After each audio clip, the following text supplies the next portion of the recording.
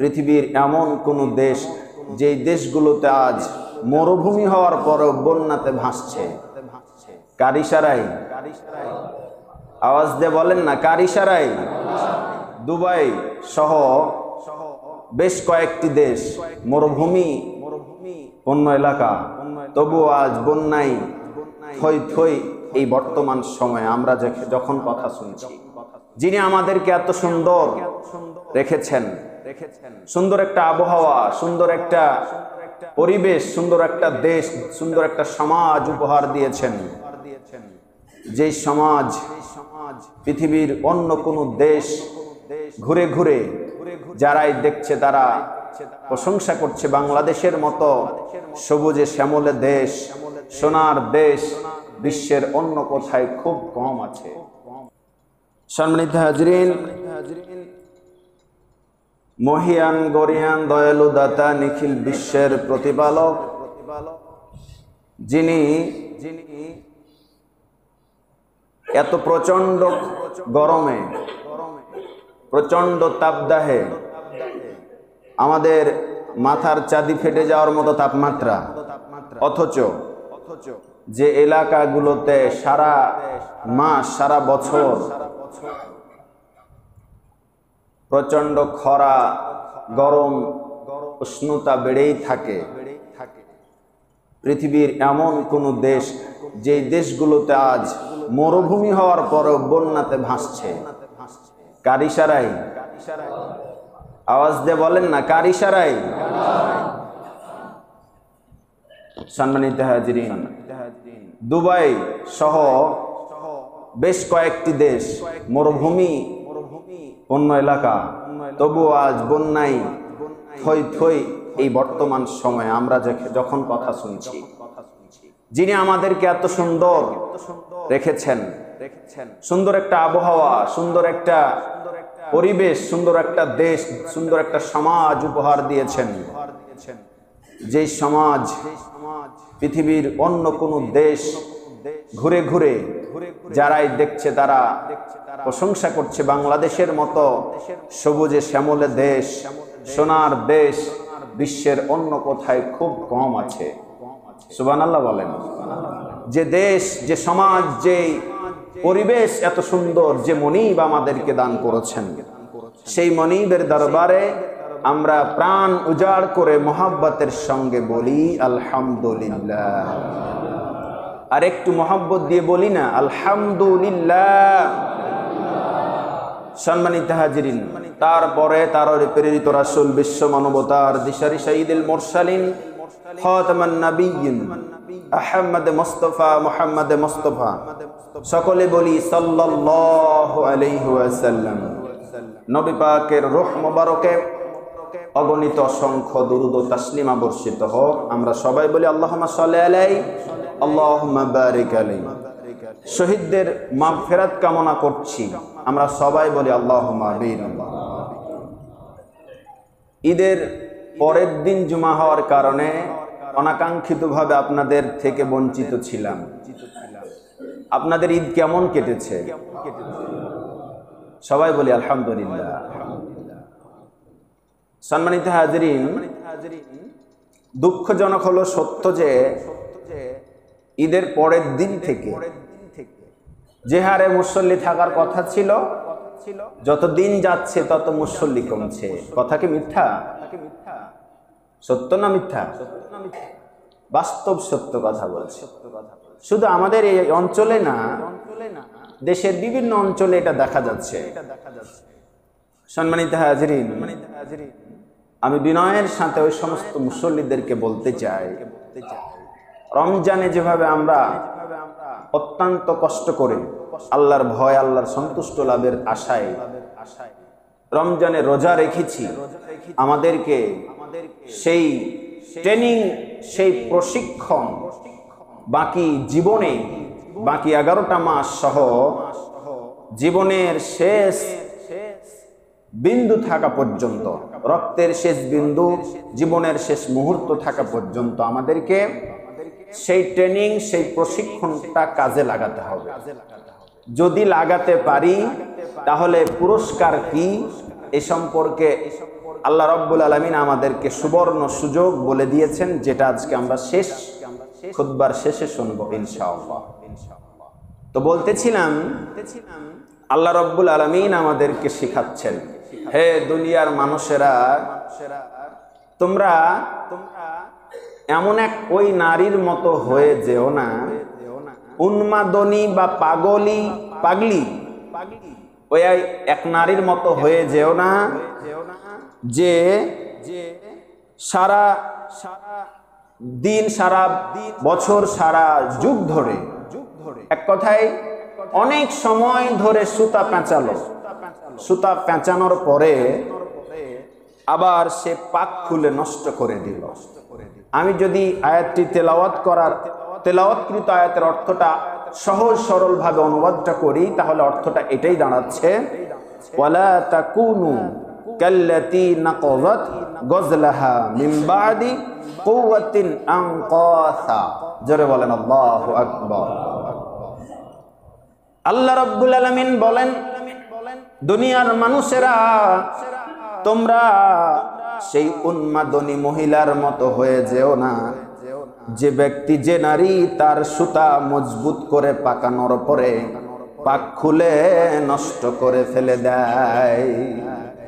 আমি যদি আপনাদেরকে বোঝানোর জন্য বলি, আপনাদের অঞ্চলে কি ঢেরা কখনো কেউ পাকাইছেন? হ্যাঁ, অনেক আগে ছিল, এখনো হয়তো কোনো কোনো অঞ্চলে থাকতে পারে। আমি নিজ চোখে দেখেছি, আমার বাবা ঢেরা বুনাতেন, অনেক সময় লাগতো, ঠিক কিনা বলেন? একটু একটু করে পাট ছিঁড়ে গুচি দিয়ে অনেকক্ষণ ঘোরার পর অনেক লম্বা হয়ে গেল, আবার ঢেরাতে পেঁচিয়ে রাখতো। পেঁচানোর পরে অনেক মোটা যখন হতো, মানে ঢেরাটা, তখন আমাদেরকে নিয়ে বলতো যে, বাবা এটা একটু সুতা বানাতে হবে, দড়ি বানাতে হবে, চলো আমার সাথে। দোহরা তেহারা মানে যত মোটা করব তত সেরকম হয়। আমি এ কথা দিয়ে বুঝাতে চাইলাম, এই আয়াতের সাথে এটার উদাহরণটা আপনারা বুঝতে পারবেন। তাই সম্মানিত হাজিরিন, যখন কোনো সময় ওই ঢেরাটা বাবার অগোচরে, দৃষ্টির অগোচরে যখন রেখে দিত, আমরা ছোট মানুষ হওয়ার কারণে, বুঝ না আসার কারণে অনেক সময় সেই ঢেরা পাকড়িটা নিয়ে অনেক সময় খুলে ফেলতাম। একবার যদি খুলতো, অনেক দূর পর্যন্ত চলে যেত, নিজের অজান্তেই খুলে যেত। পরে যখন বাবা জানতে পারতেন, আমাদেরকে বকা দিত। বকাই তো দিবে কিনা বলেন, স্বাভাবিকভাবেই বকা দিবে, একটু বকাঝকা করবে, এটাই স্বাভাবিক কথা। এরপরে সুতার বান্ডিল তো আমরা প্রত্যেকের ঘরেই আছে। সুতার বান্ডিলের মাথা মানে দুইটা, একটা হলো গোড়াতে থাকে আর একটা হলো সব শেষে থাকে। সব শেষের অংশটা যদি আপনি ধরেন, এরপরে মাটিতে ফেলে দেন, টানতেই যদি থাকেন, বলেন তো শেষ হওয়ার আগ পর্যন্ত কি ঢেরা আপনার হাতে আসবে? না কি বলে, বান্ডিলটা আপনার হাতে আসবে? আসবে না। কারণ কি, ওর পেঁচানোটা এতটাই নিখুঁতভাবে করা হয়েছে, যতক্ষণ আপনি তাকে না ধরবেন ততক্ষণ তার শেষ মাথা পাবেন না, নষ্ট হয়ে যাবে। বুনাতে যতটা সময় লাগে, খুলতে ততটা সময় লাগে না। কোরআনের এই আয়াতটি সূরা নাহলের 92 নম্বর আয়াতটিতে এরকম কিছুই বলা হয়েছে, যে তোমরা ওই উন্মাদনী পাগলি নারীর মতো হয়ে যেও না, উন্মাদনী ওই মহিলার মতো হয়ে যেও না, যে ব্যক্তি অনেক কষ্ট করে সুতা পেঁচালো, সুতা পেঁচানোর পরে সেই পাকগুলো খুলে ফেললো, নষ্ট করে ফেললো। এই আয়াত আমি আজকে এই জন্যই পারফেক্ট মনে করেছি, সেটি হলো, দীর্ঘ একটি মাস আমরা সিয়াম সাধনা করলাম, মানে ঢেরা পাকালাম, ঠিক কিনা? কষ্ট করে আমরা নেকি, আমরা ফজিলত, গুরুত্বপূর্ণ আমলগুলো করে করে নিজের একটা পজিশনে নিয়ে আল্লাহর পাকের কাছে কান্নাকাটি করে, গোপনে প্রকাশ্যে যখন যেভাবে পেরেছি নামাজে অথবা বিভিন্ন সময় আল্লাহ পাকের কাছে ক্ষমা চেয়ে নিয়েছি। ক্ষমা চাওয়ার পরে, এত কষ্ট করার পরে, এখন যদি সেই প্রতিজ্ঞা, সেই প্রমিস, সে ওয়াদাটা যদি আমরা রক্ষা করতে না পারি, তাহলে এই নারীর মতো অবস্থা হবে, যে পাকগুলো খুলে নষ্ট করে দেয়। আমাদের আমলগুলো এভাবে নষ্ট হয়ে যেতে পারে কি না? জোরে বলেন পারে কিনা? এই জন্য আল্লাহ রাব্বুল আলামিন আমাদেরকে সাবধান করছেন, খবরদার তোমরা ওই নারীর মতো পাকগুলো খুলে নষ্ট করে দিও না। এত কষ্টের নেকি, রমজান মাসের সিয়াম সাধনার নেকি তোমরা কখনোই খেলায় খেলায় ভুলে গিয়ে নষ্ট করে দিও না। সম্মানিত হাজিরিন, শুধু তাই নয়, নবীজি সাল্লাল্লাহু আলাইহি সাল্লাম সহিহ মুসলিমের 822 নম্বর হাদিসে বলেছেন, যে ব্যক্তি রমজানের রোজা রাখার পর শাওয়াল মাসের 6টি রোজা পালন করবে, একটি বছর রোজা রাখার যে সওয়াব আল্লাহ তার আমল নামায় লিখে দিবেন। জোরে বলেন সুবহানাল্লাহ। কয়টি রোজা? 6টি রোজা। কোন মাসে? শাওয়াল মাসের। শাওয়াল মাসের আজকে সম্ভবত 8 তারিখ। এখন অনেক সময় আছে, 20-22 দিন সময় রয়েছে। আপনাদেরকে অনুরোধ করব, সারা বছর রোজা রাখার সওয়াব যদি আমরা পেতে চাই, তাহলে আমি সহ আমাদের সকলকেই যেন এই গুরুত্বপূর্ণ সুন্নাত, এই নফল রোজা এবং আল্লাহ রাসূল সাল্লাল্লাহু আলাইহি ওয়াসাল্লামের দেখানো পন্থায় যেন এই বাকি 6টি রোজা রেখে পুরো বছর রোজা রাখার সওয়াবের ভাগীদার আমাদেরকে করার তৌফিক দান করেন, বলেন আমিন। সম্মানিত হাজিরিন, রমজান মাসে দীর্ঘ একটা মাস সিয়াম সাধনা করলাম, কোনো সময় চিন্তা করি না আজকের আবহাওয়া কড়া, আজকে নরম, আজকে অল্প খেয়েছি কি বেশি খেয়েছি, এটাও চিন্তা করি নাই যে কি তরকারি খেয়েছি কি খাই নাই। আল্লাহর সিদ্ধান্ত একটা মাস রোজা করতে হবে, আমরা করেছি দ্বিধাহীন ভাবে, কারো কথায় কর্ণপাত করি নাই। শরীর যদি একটু খারাপ করেছে তবু আমরা রোজা ছেড়ে দেই নাই। কার সন্তুষ্টি লাভের জন্য? আল্লাহর সন্তুষ্টি লাভের জন্য। আমরা যদি একটা মাস সিয়াম সাধনা গোটা বছরে করতে পারি, টানা একটা মাস যদি করতে পারি, তাহলে পারে এই প্রশিক্ষণকে কাজে লাগানোর জন্য বছরের বিভিন্ন গুরুত্বপূর্ণ দিন রয়েছে, যেই দিনগুলোতে আমাদের রোজা রাখা অত্যন্ত উচিত বলে মনে করি। তাহলে পারে রোজা এমন একটা ইবাদত, যে ইবাদতের মাধ্যমে আমরা আল্লাহ রাব্বুল আলামিনের কাছে সংযত হওয়ার সুযোগ লাভ করি, পাপ কাজ থেকে ফিরে থাকার সুযোগ লাভ করি। এজন্য আমরা প্রত্যেক আরবি মাসে 13, 14, 15 তারিখে রোজা রাখার চেষ্টা করব। জিলহজ মাসের 1 থেকে 9 তারিখ রোজা রাখার চেষ্টা করব। এছাড়া আশুরার দিন, শাওয়ালের 6টি রোজা সহ গুরুত্বপূর্ণ বৃহস্পতিবার, সোমবারের দিনগুলোতে মাঝে মাঝে আমরা যদি রোজা রাখি, রোজার তো অনেক বৈজ্ঞানিক উপকারিতা আমরা শুনেছি। এছাড়াও নবীজি সাল্লাল্লাহু আলাইহি সাল্লামের সুন্নাত আমলটার সাথে আমরা অভ্যস্ত থাকতে পারবো। যেহেতু 1 মাস রাখতে পেরেছি, বাকি দিনগুলোতে মাঝে মাঝে রাখলে খুবই কষ্ট হয়ে যাবে, বিষয়টা এমনটা নয়। আল্লাহ যেন আমাদেরকে করার তৌফিক দান করেন, বলেন আমিন। কোরআন মাজিদ অধ্যয়নের ব্যাপারে, বুঝার ব্যাপারে, তেলাওয়াতের ব্যাপারে, মানার ব্যাপারে প্রত্যেকটা ক্ষেত্রে কোরআনুল কারীমের সাথে রিলেশন, সম্পর্কটা আমাদের ডিপলি ছিল, খুব গভীর ছিল। অথচ রমজান শেষ হওয়ার পরে কোরআন কোথায় আর আমি কোথায়, কোনো খোঁজ নেই, এমনটা যাতে না হয়।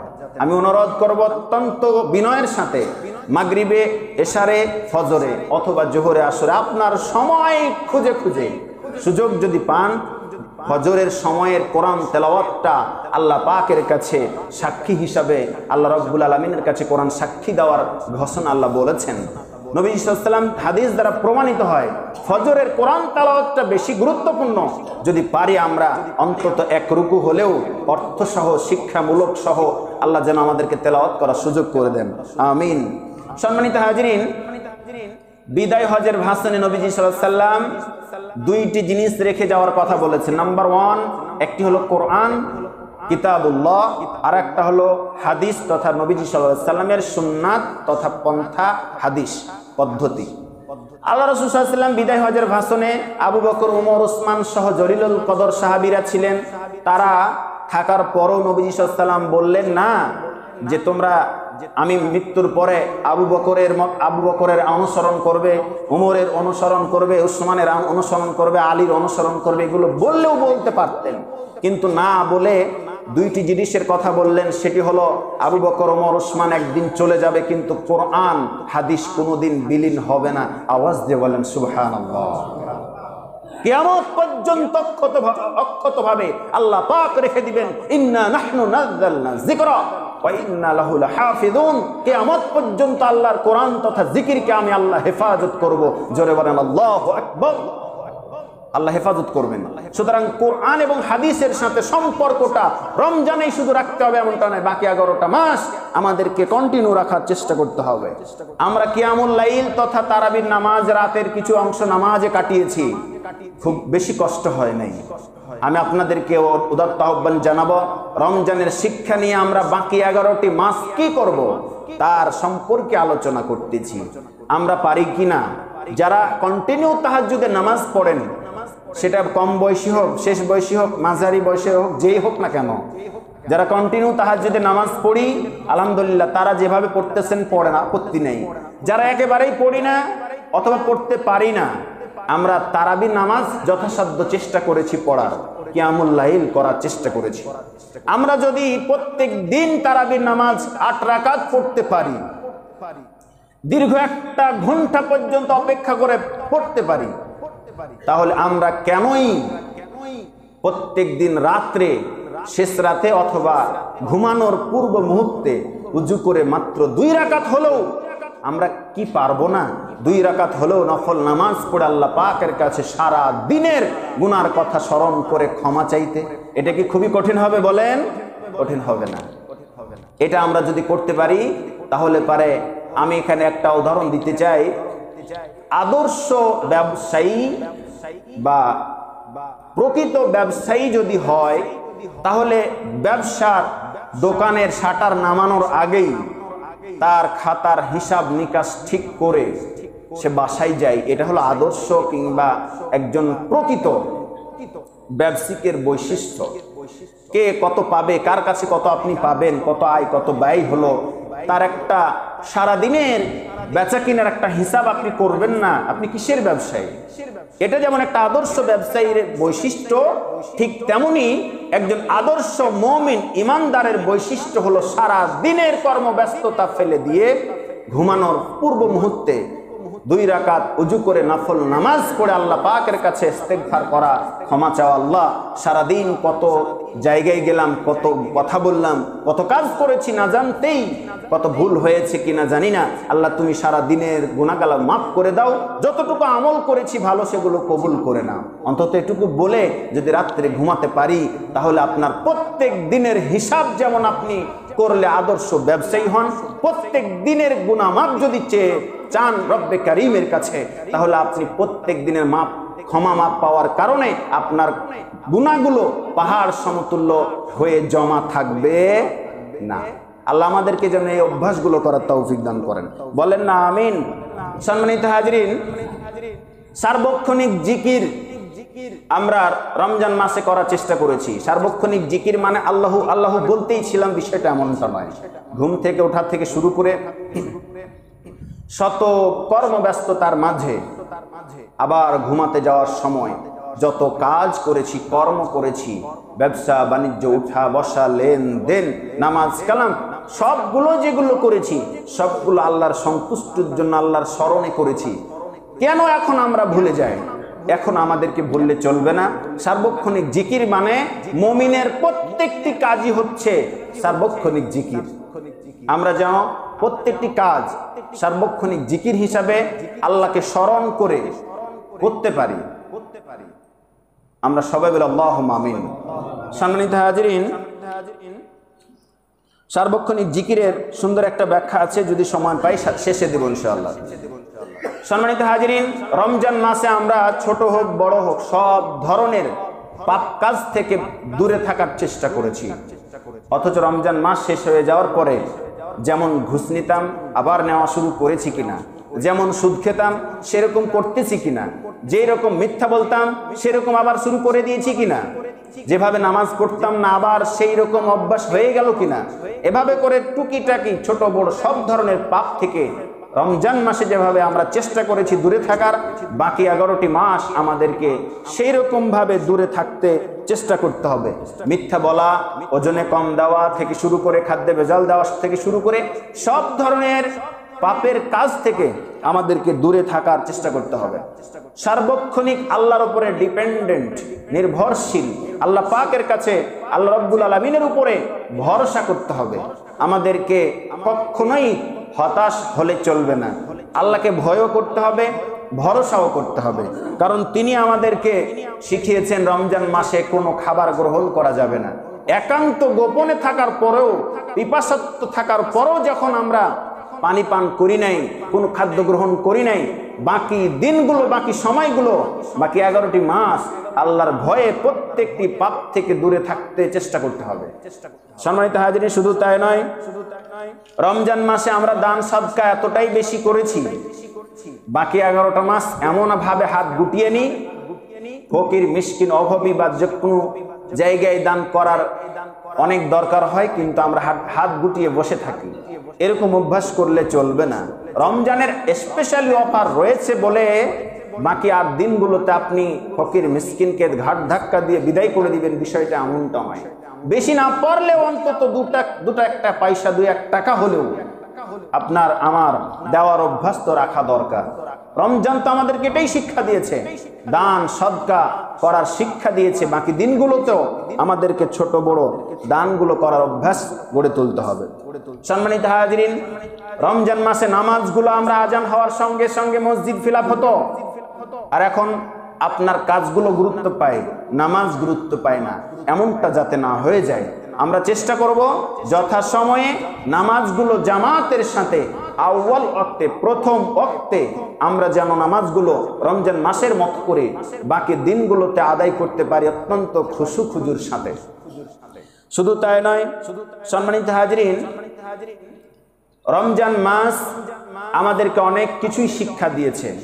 সংযত হতে শিক্ষা দিয়েছে, মারামারি, হানাহানি, গীবত, পরনিন্দা, হিংসা, বিদ্বেষ সহ তাম পাপের কাছ থেকে দূরে থাকার শিক্ষা দিয়েছে।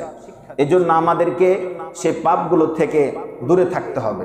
সম্মানিত হাজিরিন, রমজানে যেভাবে আমরা প্রতিজ্ঞা করেছি, আমরা অনেকেই প্রতিজ্ঞা করে আল্লাহ পাকের কাছে ক্ষমা চেয়েছি, তওবা করেছি। ইয়া আইয়ুহাল্লাযীনা আমানু তুবু ইলাল্লাহি তাওবাতুন নাসুহা। আল্লাহ পাক বলেছেন, হে ঈমানদারগণ, তোমরা তওবা করো। তওবাতুন নাসুহা, একনিষ্ঠ তওবা, খাঁটি নির্ভেজাল তওবা। তওবার শর্ত 4টি, মূলত 4টি তওবার শর্ত। নাম্বার 1, আমি যে পাপ করেছি সেই পাপের জন্য অনুতপ্ত হওয়া। আমরা রমজান মাসকে ঘিরে কান্নাকাটি করে আল্লাহ পাকের কাছে তওবা করেছি, ক্ষমা মাপ পাওয়ার জন্য অনুতপ্ত হয়েছি। এরপরে যে পাপগুলো করেছি সেই পাপগুলোর জন্য ক্ষমা চেয়েছি। 3 নাম্বার শর্ত পূরণ করেছি, ওয়াদা করেছি আর জীবনে পাপ কাজ করব না, ওই ধরনের পাপ কাজ করব না বলে ওয়াদাভুক্ত হয়েছি। আমরা অনুতপ্তও হলাম, পাপগুলো ক্ষমাও চেয়েছি, ওয়াদা করেছি আর পাপ কাজ করব না।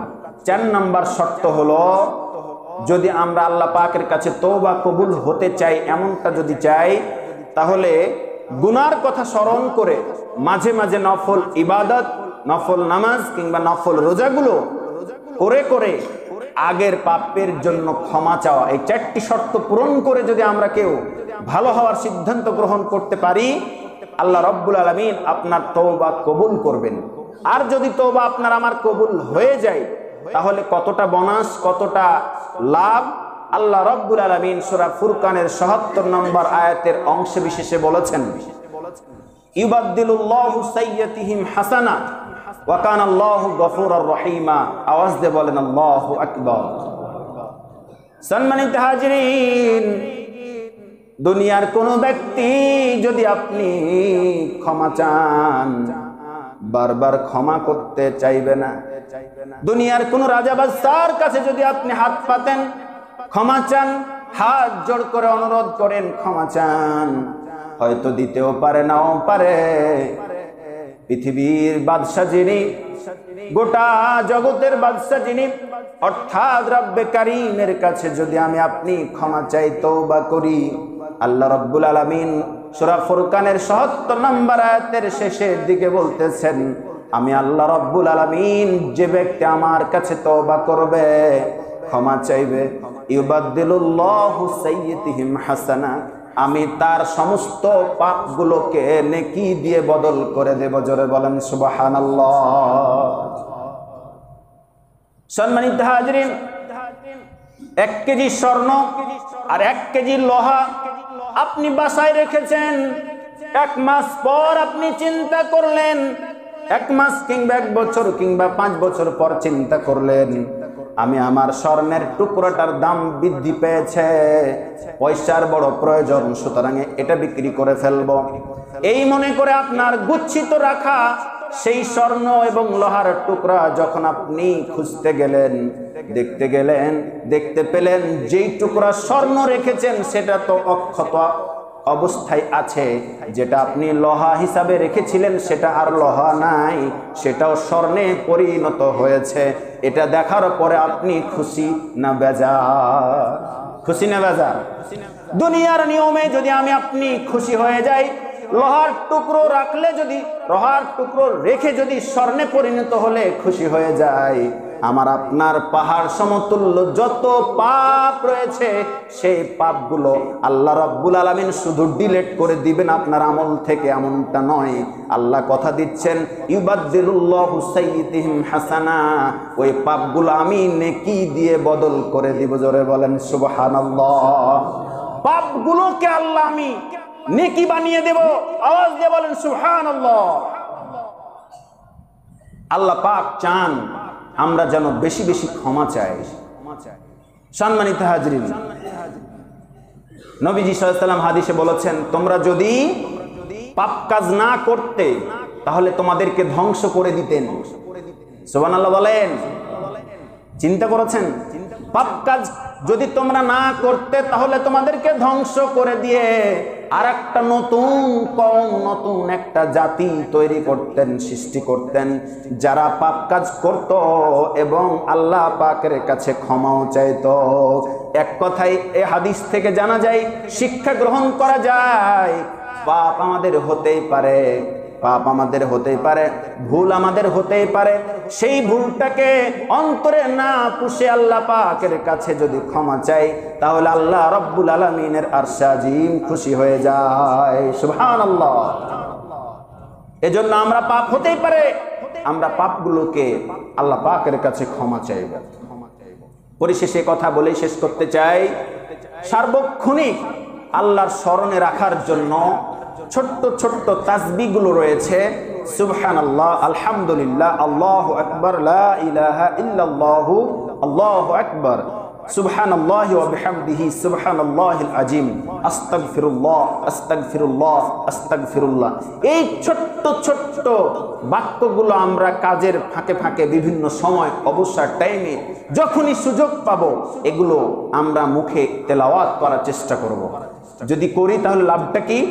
আপনি এমন একটা ব্যক্তিতে পরিণত হবেন, আপনি আল্লাহ পাকের কাছে যা চাইবেন আল্লাহ পাকের কাছে চাইতে দেরি হবে, আপনি আল্লাহ পাকের দিতে দেরি হবে না। আওয়াজ দিয়ে বলেন সুবহানাল্লাহ।